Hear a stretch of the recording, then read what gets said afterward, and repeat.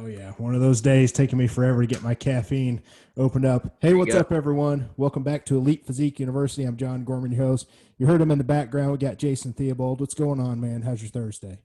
Not too bad. It's been a busy one. Had a cash out refinance on the house, my house, the one that I live in. That took like 50 minutes of just crazy amount of document signing. Other than that, I'm in a kind of a maintenance phase right now. I'm off all HRT. I'm just using HMG, HCG, and Clomid, trying to clean out, reset cholesterol, reset SHBG, which was terribly low. So I'm kind of not training real hard right now. I just kind of go in and no failure training. Want to protect my joints and things like that. So kind of doing that right now. So, in the middle of winter and then to drop out tests like that, it's a little bit of a mental fuck. Are you hitting your jump start? Yeah, that's definitely in. Yeah, I was Yeah. about to say that's like one of the most beneficial things. So yeah, man. So that'll be interesting. You just trying to clean up the androgen receptor so you get better. Yes. Yeah. 100%. Thing when your SHBG is too low, Adam Lamb at Renew Life RX is who I brought on, and he was explaining that everyone thinks they just want to drive SHBG low, low, low. Right. Well, you actually don't, because then you don't circulate your androgens. If it's too high, then they're bound up, and if it's too low, they don't circulate. He said think of it like a river. If the river's dried up, your androgens aren't. You're not even getting really the benefit of them. Right.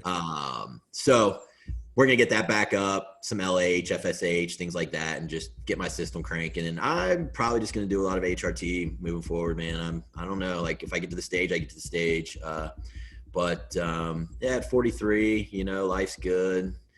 I don't know that I'm gonna be chasing it. Put it Yeah. that way. Well, the other interesting thing too, and I know we've got a whole other topic to get to today, but talking on this, I know a lot of people right now are interested in what you're talking about. You're not a guy that runs high doses all the time, and a lot of people think, oh fuck, like if I come off, I'm going to shrink. But coming off the HRT doses that you're on, and the way that you train, your diet's on point, your supplementation's on point, man. I bet you don't drop a lot of weight from the experience I've seen. I bet you don't. I bet you hold on to a lot of it.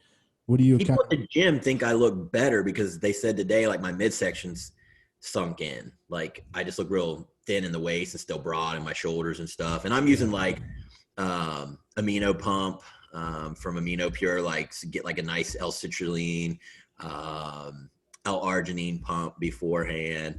Yeah. And I kept 2 IUs of GH in scripted.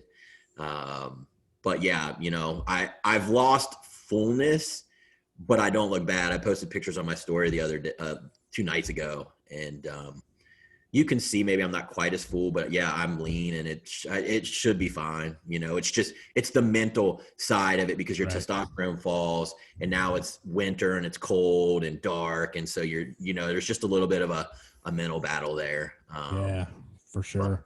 And so speaking of topics like this, and the one that we're going to talk about today, Jason, I want to let our listeners know we still have some tickets available, some VIP tickets. We have 3 of those left, and some regular tickets for it. We have very limited amounts because of COVID, but the 27th and 28th of March, we have the Elite Physique University seminar. It's our second one.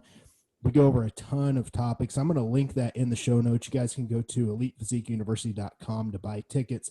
But Jason, let's see, you cover peak week, you cover gut health and how to fix a lot of and things. then how thyroid works, and different minerals and what it does with the thyroid, and then we talk about labs concerning the thyroid as well.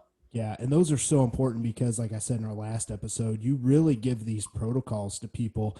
And to me, the best one, the gut health one's good. Peak week, like that, they're all good. They're great.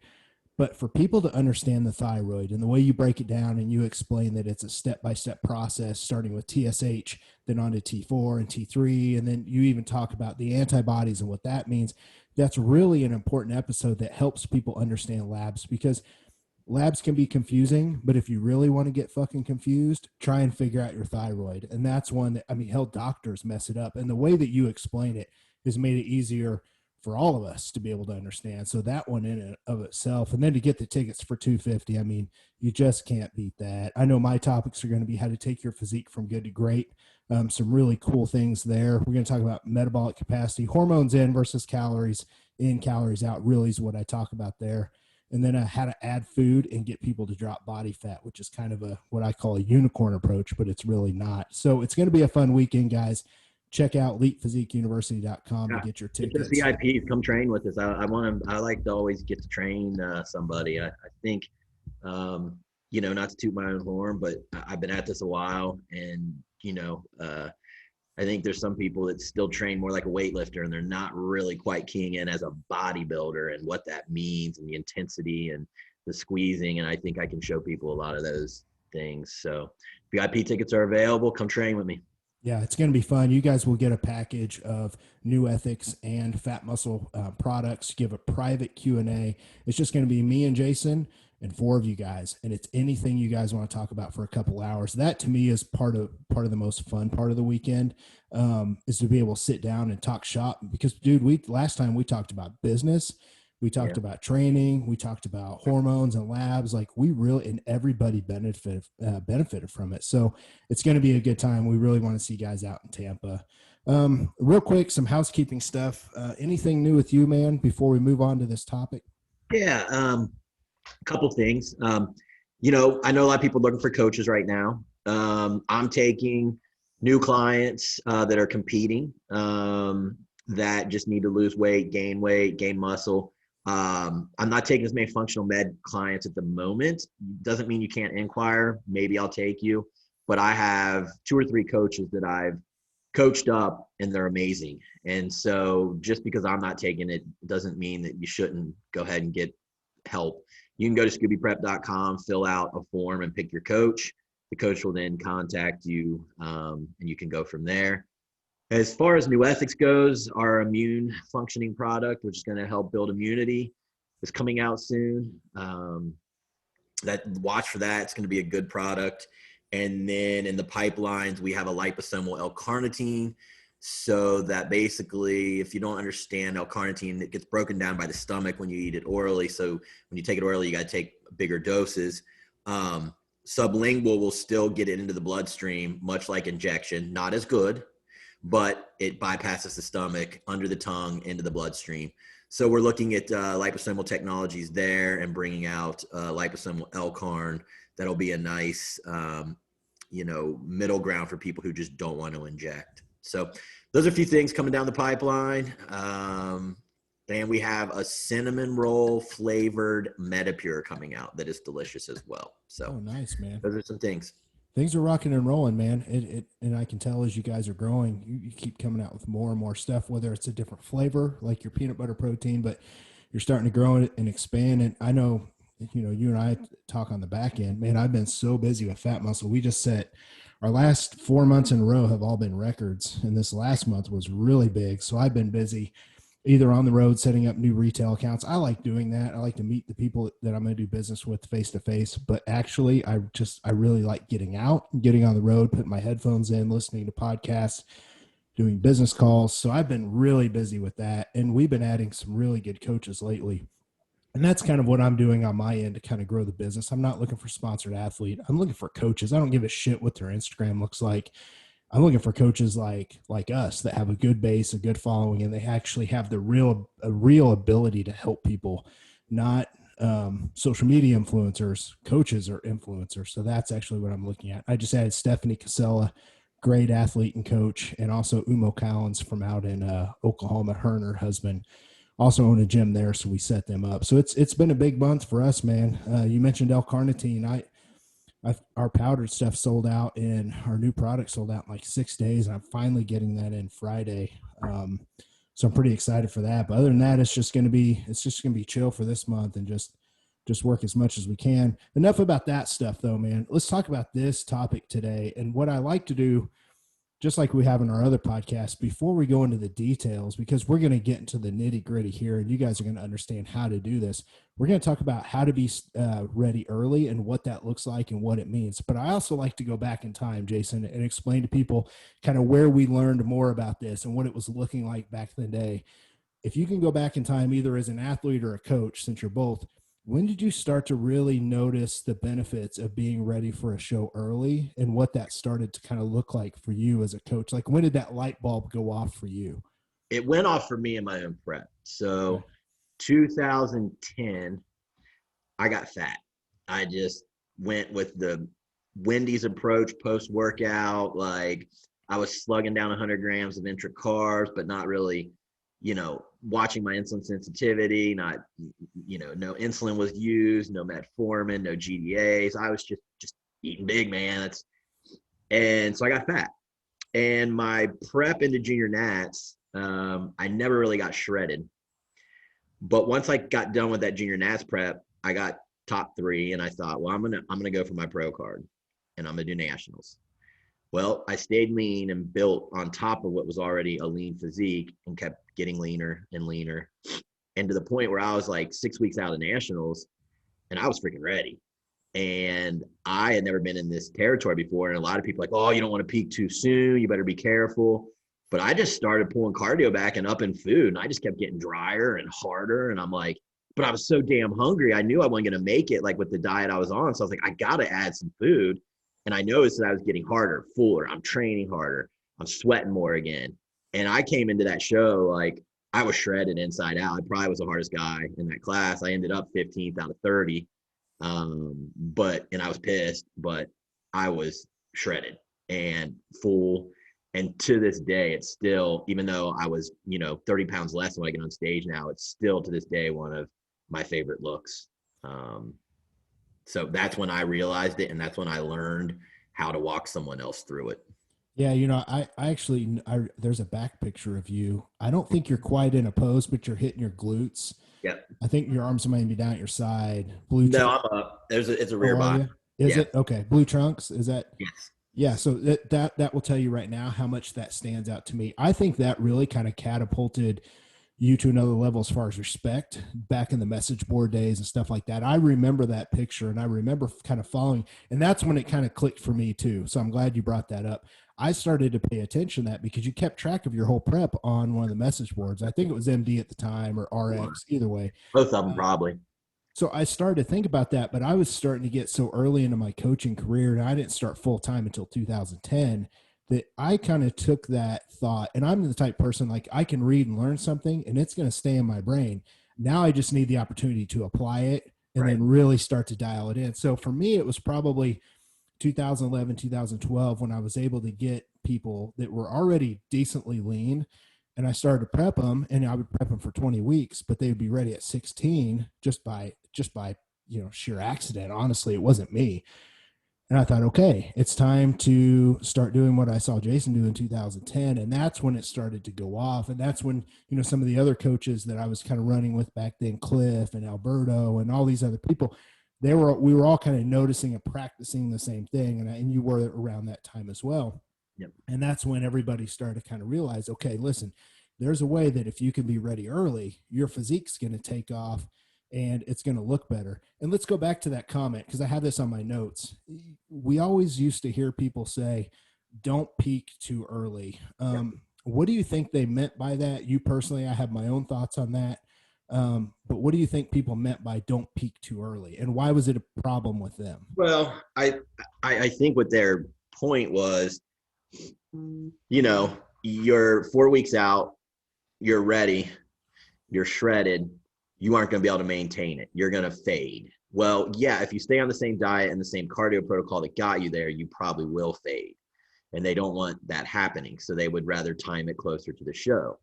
But if you pull back on cardio, strategically add food around training first and monitor your progress, it's definitely a bonus being ready early. And then you can chill. Like once you're ready, like you can just lower cortisol because you're not stressing anymore about your glutes coming in or your hamstrings having lines. You're there, and now it kind of just gets fun. Like you're adding food, even though you're hungry, your energy's coming up. It's just but it doesn't always happen in an ideal world. You know what I mean? Like people don't lose fat fast enough, people's metabolism, whatever it is. But if I can have someone ready even 2 weeks early, it's a great place to be. Yeah. I used to look back, and I would think, okay, why are people saying that?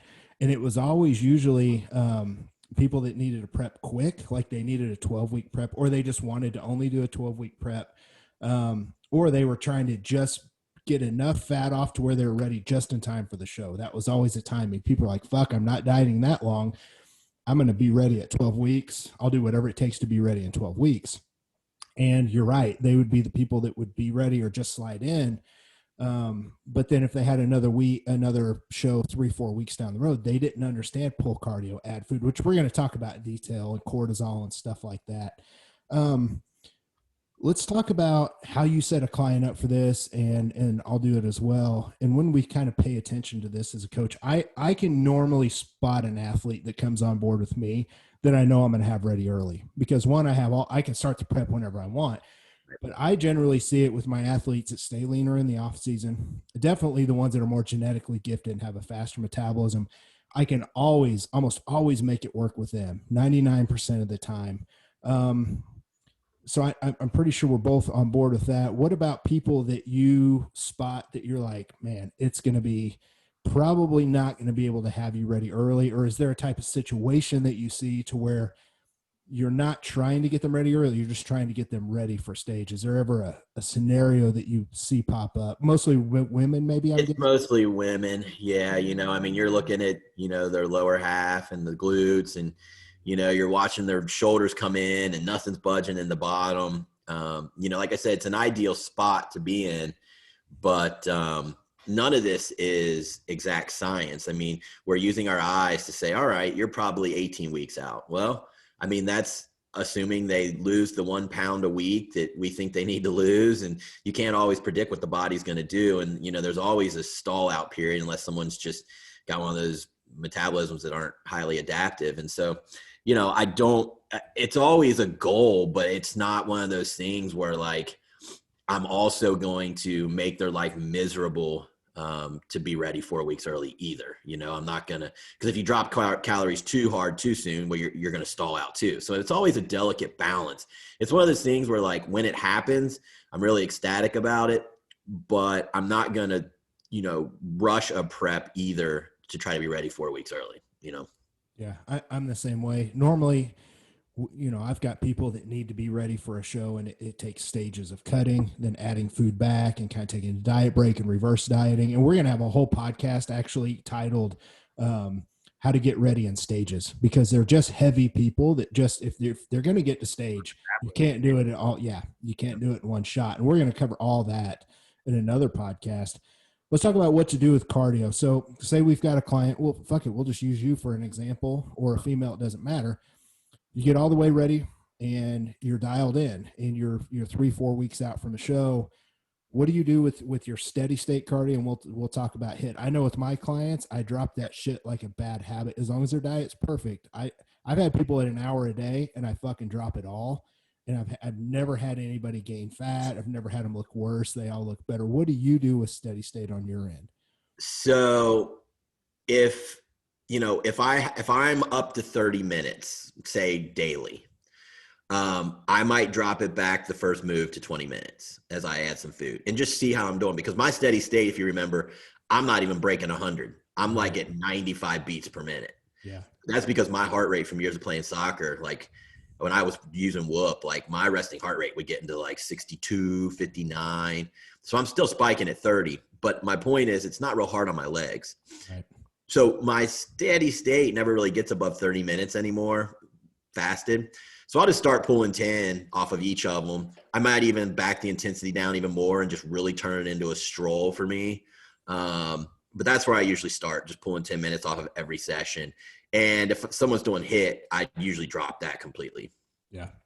Yeah. I'll normally, depending on how high it is, I'll drop that back. Sometimes if I have HIIT pretty high, like if they're doing 10, I might drop it back to 5 for that one. Makes sense. Yeah, and I then, agree. And then 5 the next, and get it the fuck out. Yeah. A lot of it depends on their training volume as well. But there's so many variables here. It's really, we can give the info, right. But they still either have to rely on their coach to do, like, or they have to do it. Like everyone's different. Like there's probably times I could have just pulled the whole list out, but I just started 10. You know what I mean? Yeah. So. Let's talk about what we see when people don't do that. So here's the thing. I've been a judge at shows. I was a judge for 2 or 3 years in the NAMBF and just stopped doing that because I didn't want to judge my own clients. It was actually too fucking hard for me to judge my own clients. It was distracting. But I would notice people on stage, and I do as well now as a coach. I just don't pay as close attention to other people on stage and watch my clients. But what I've noticed as a judge is you would see the flat, stringy, a lot of muscle loss type of physiques up there. And, after I've got to know people a lot over the years and I would find out what they did, and then I would look at their pictures on stage, I would see the people that left their cardio in real high, but they did get stage lean.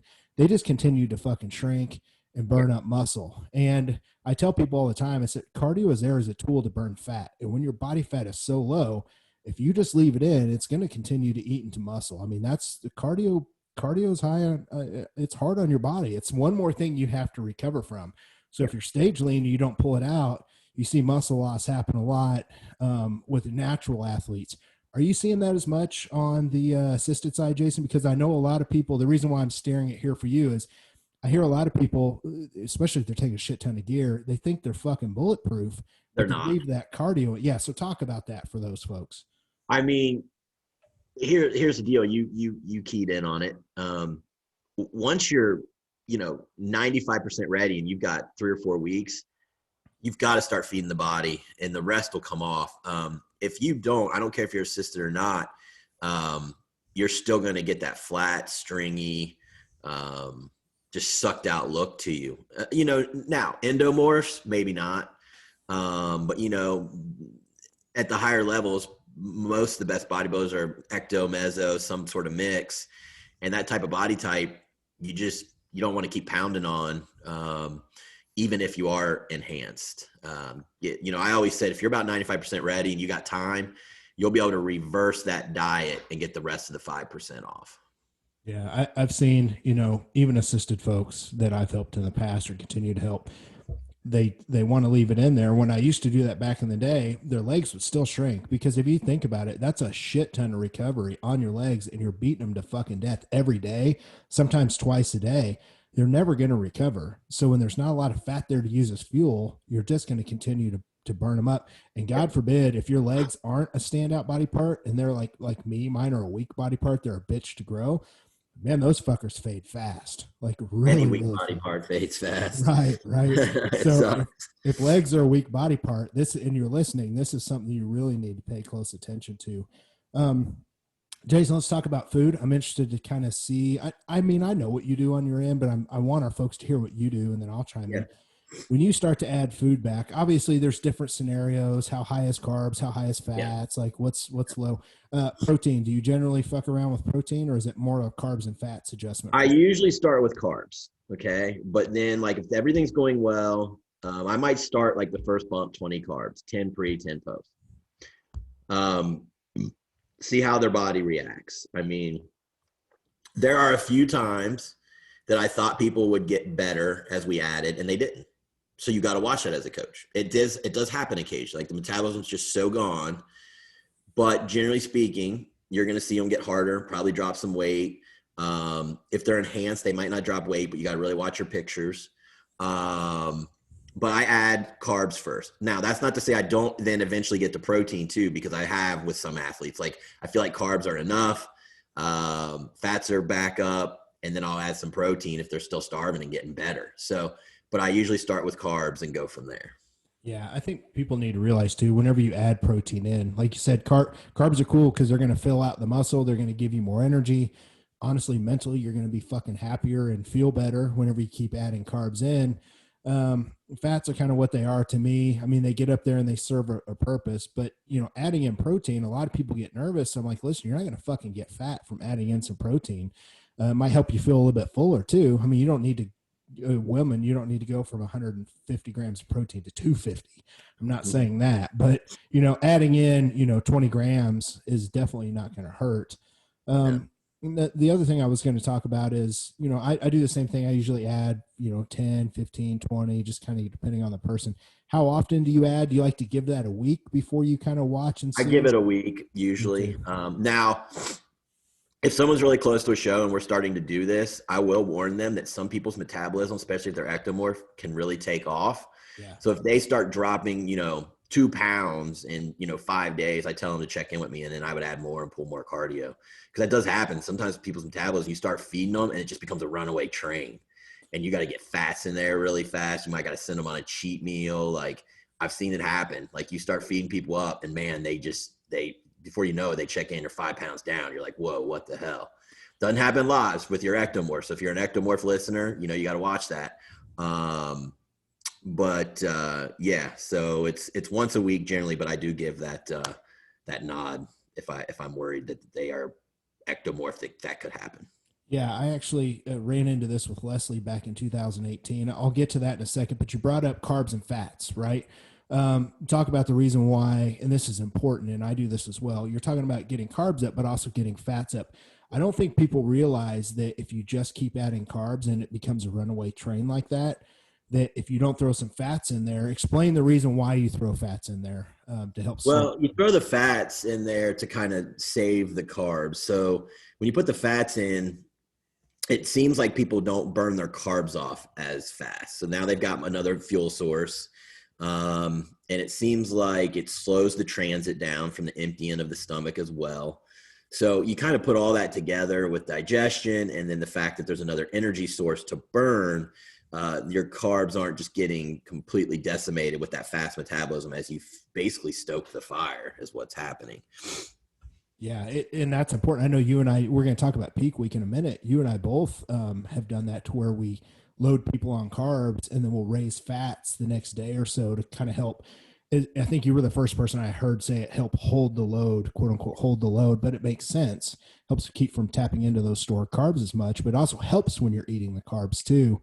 For some people, I know with Leslie, it was back in 2018. I did her prep when she won her pro card. She got to the point to where I started feeding her up. She trains CrossFit, right? So it's like Right. fucking high intensity all the time. So her carbs are generally higher. But I threw in, she got ready. I threw in an extra high day of like, I think it was like 220 carbs. She was doing that once a week. She got ready. So we just threw in another day. And the next thing I knew, it became that runaway train. And we had to get it all the way up to like 280 twice a week. And as we did it, she just kept looking better and better. But if we wouldn't have done that, she would have kept fucking tapping into muscle and dropping weight. That's not the look that we wanted. And dude, I've actually had fun. I've had clients, and here's the thing: we do some of this shit sometimes, and our clients post about it on social media, and it makes it look like we're fucking wizards. But really, it's just their body is taking off. But I like to have fun when somebody's just dropping like crazy, and I just get to feed the dog shit out of them. Of course, then they go post it everywhere, and I'm eating this and that, and it's like, man, listen, I didn't plan for that. Like, your body's taking off. I just have to do my job and kind of feed you up. What's your kind of go-to meal if you have to tell somebody go out and have a meal versus just, adding carbs? If they don't have any digestive issues, I'll send someone to Red Robin, get like a big double cheeseburger, throw bacon on if you want, and get some sweet potato fries. You want all that grease, fat, carbs, sodium, like you want all that in that situation. So a big double cheeseburger usually works really well, as long as someone doesn't have issues with dairy and gluten. If they do, throw a gluten bun on it, okay. But that's generally what I kind of have people go do. I'm pretty close. I tell people, just because it's easy, I tell them to go to Subway and get like a foot-long pizza sub or a meatball sub, because like you said, it has all that shit in there that you need. And that seems to work well. I did that with Warren House, if he's listening. Actually, I did that so much with him. Now that we're getting into peaking, that became his fucking peak week load. So I actually had him go get a foot-long sub, the same sub every time, a bag of chips, like 3 cookies, and I would watch his pictures. So, but it took the guesswork out of it because he looked fucking lights out the next day. So all I did was just replicate that. So let's talk about that. Let's talk about, now they're ready early. We're pulling out cardio. We're adding food in. We're watching. This gives us the ability to do test runs with peak week and look at pictures. I know I always look at pictures after a high day or a free meal or something for my clients. Most of the time it's a high day, to see when I want to start to peak them for stage. What are you doing here when you have someone ready and you've got the ability to kind of fuck around with peak week a little bit? Well, if I have someone early, and I'm not sure how, best way to peak them, I might just go ahead and rest them and load them on, 400, 500, 600 carbs, and kind of get a feel for it. Now, if they're refeeding really high, like you said, you can just basically say, hey, look, we're getting close to peak week. I want to see some pictures the next few weeks after your refeed day. Do you feel waterier or do you feel tighter? Give me your opinion. Let's see the pictures. And then I might even look at them 2 days later because, they might be saying, I feel a little watery. I think I'm better on my second day. Okay, well, prove it. Let me see them.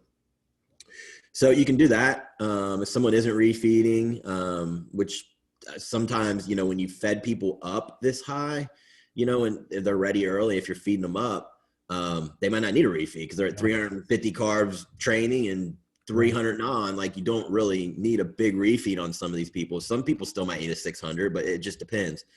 So, in that case, I might just do a mock peak week where I'll say, all right, we're going to rest a few days. I'm going to have you eat 600 carbs, 90 fat. Send me your pictures tomorrow and then send me the pictures the next day. And we'll just try to see, we'll ramp your water up for a few days. We'll cut it to a gallon. We'll eat and let's see what you look like. Yeah. And so it's just a test. And usually there's a nice cortisol dump. They sleep better for a while. And I noticed that it spikes the metabolism and they get better anyways. It's kind of like after someone does a show, they've rested, they've carved up, they get to chill out once the show's over. And then it seems like the next 2 weeks they get tighter and tighter. So it's kind of like mimicking the same thing. Yeah. And dude, it's funny. We do things so similar. I'm the same way. Cortisol is the big thing that I want to talk about here. Because, this is what I see on stage with my athletes, and it's always, always, always what I want to go to. If it's a possibility, if I can have them ready early, I can feed them up, pull cardio back. I've noticed their physique pops more. You can fill it out. It's going to be more vascular. It's more alive, if that's a good word for it. That's what I explain to my clients. They feel better going into the show. And cortisol, man, this plays a big, big role on that. So if you would talk about the difference between cortisol when someone's trying to get that last fucking pound off in peak weeks here versus when they're feeding up, that makes a huge difference in so many different parts of a physique, correct? Yeah. I mean, prep's stressful. And so, normally to get ready, someone's maybe had their carbs down to sub 100, and doing an hour and a half of cardio. That's super stressful. And some people are better metabolizers of cortisol. Just because they're doing that doesn't mean that it's building up. But others, they harness their stress different, and everyone's just different. So, that can lead to metabolization issues with cortisol, and it starts to build up. And now you're dumping fatty acids and glucose into the bloodstream. And so now you got to burn that up extra on top of the food. So, and you're losing insulin sensitivity too. So, like if you can feed up and start pulling all that cardio back, that cortisol is going to drop. Their serotonin is going to go up too. So they're going to feel calmer. So, it's really important all the way in when you're trying to get the last bit of fat off. And it's really important during peak week too. I mean, if you can eat into the show and you're peeled, you don't have to do as many theatrics with your peak week. Yeah. I mean, I've had some people get up to 350 carbs and we might do 400 the day before, put their sodium in every other meal and pull water to a gallon. And they show up friggin' looking amazing. Like, cause they're calm, they're cortisol. We didn't have to go crazy loading cause they're not really that flat. So that's kind of my spiel on it, I guess. Yeah, and the nice thing too with clients is we look at these pictures and they see the way that they're looking in.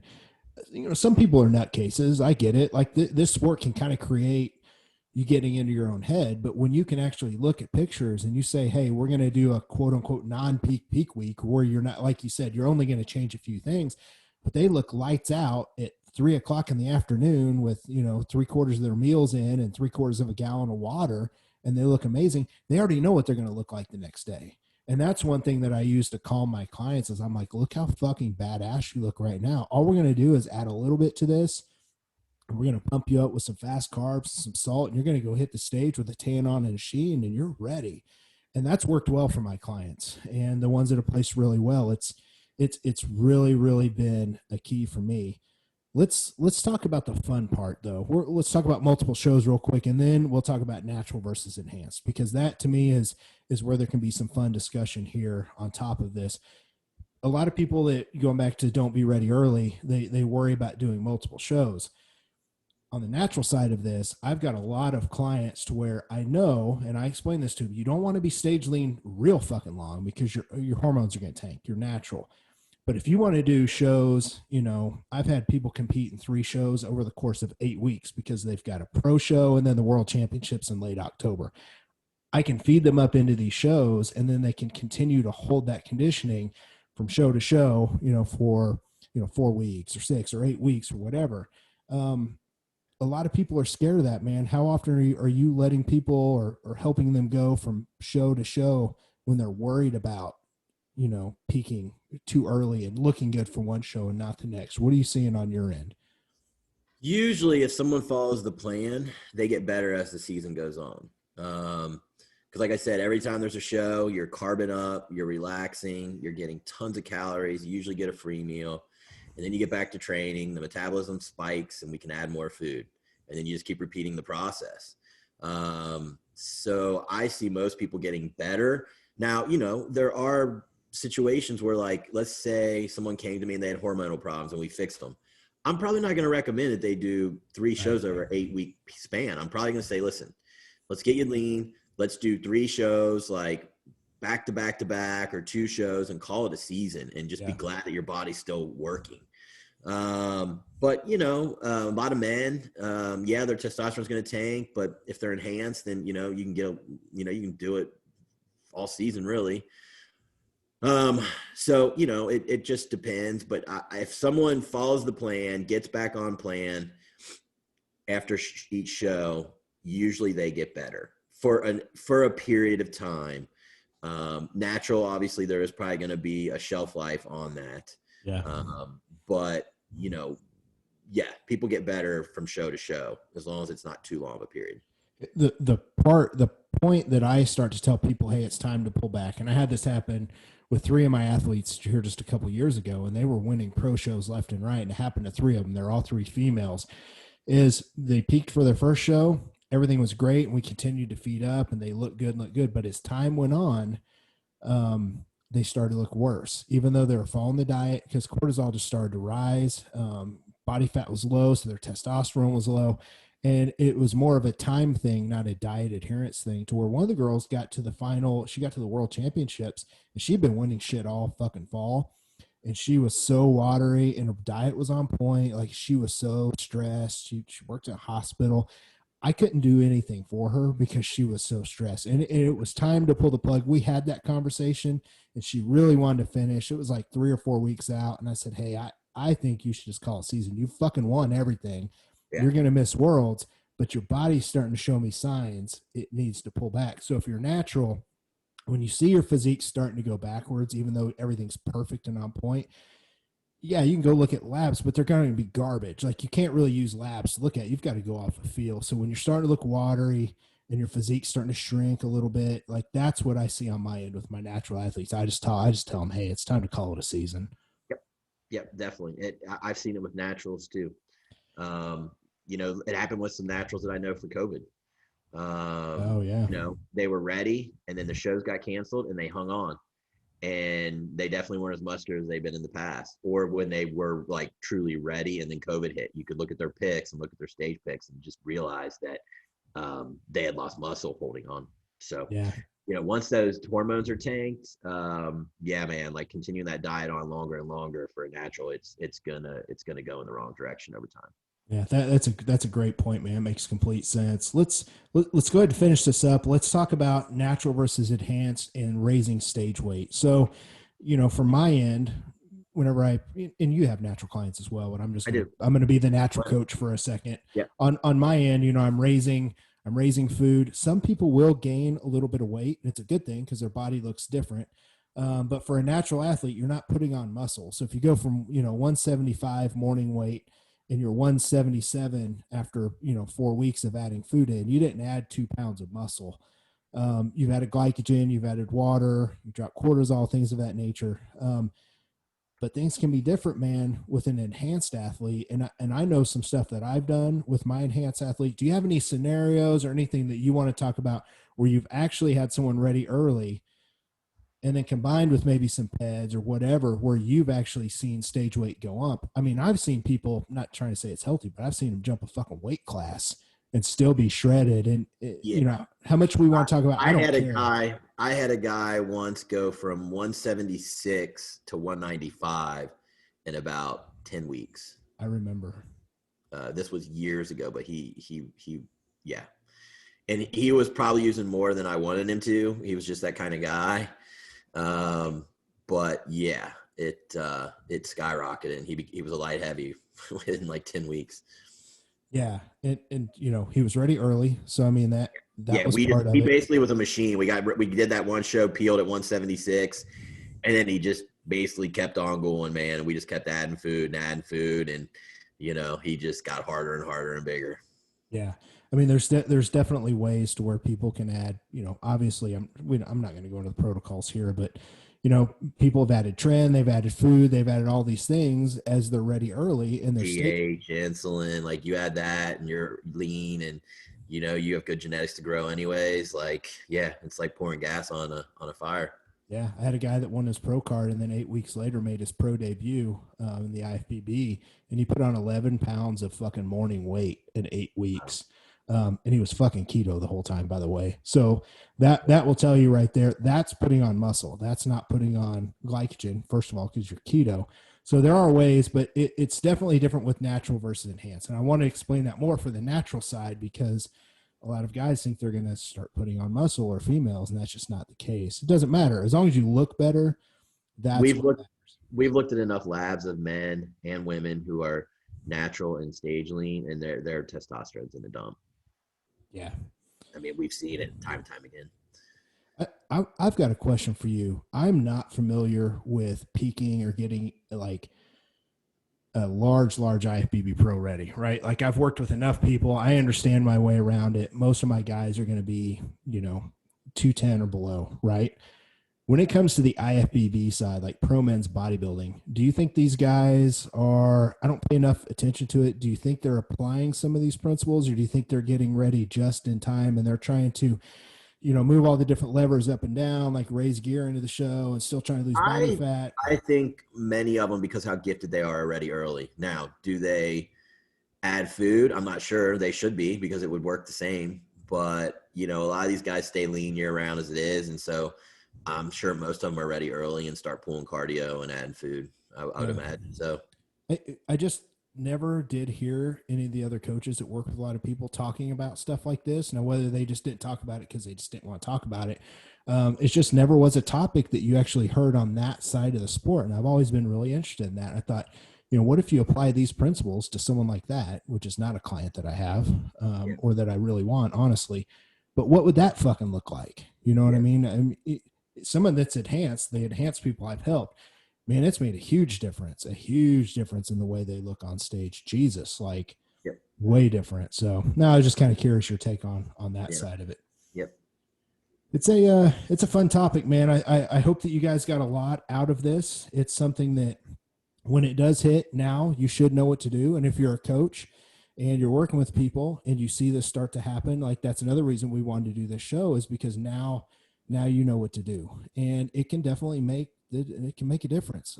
I know if I can do this with my clients, if they had to compete against the exact same version of themselves that didn't do this for 3 or 4 weeks or however long, there's no way. Like, that the fed up athlete is always going to look better and win. So to me, it's always the best case scenario. And man, I wish we could plan for it with everybody, but it just doesn't seem to be a situation that honestly comes up. And hey, one more thing. So I did have this on my notes. When you set somebody up for a prep and they are a possibility, maybe they're middle of the road, do you try and just get them ready for the show? Like, if someone's got, 16 pounds to lose, you're going to prep them for, 12, 16 weeks, however long your prep is. Do you add a few weeks and try and have them ready early in some situations, or do you just try and get them ready? I add 2 weeks into whatever I think that they should do. Okay. So I remember I started one girl 18 out, and that's because I wanted 2 extra. But sometimes those should build you time to deal with stalls. You know what I mean? Right. Yeah, so I normally start. I add 3 to 4. Just I'm dealing with a lot of natural folks, so like I man, I leave myself enough time to, like, if we need to take a break, Yeah. I do that, but Yeah. I'm the same way. I add a little bit. So I know there's coaches out there wondering, well, should I build this into the prep? I don't think there's anything wrong with that at all. Not at all. Cool, man. Do you have any final thoughts? Anything you think we left out? I think we covered that in detail. We did pretty good, man. Yeah, cool. Good, fun episode, guys. Check out the links in the show notes. We really, really, really want to see as many of you as possible in Tampa on the 27th and 28th of March. Do this. Yeah, man, we've got some really good episodes coming up. Can't wait to talk to you guys about those. But we're going to get out of here. It's a Thursday and it's still light outside, so let's try to enjoy the rest of our day. For myself and Jason, we're out of here. Thanks, guys. Yeah.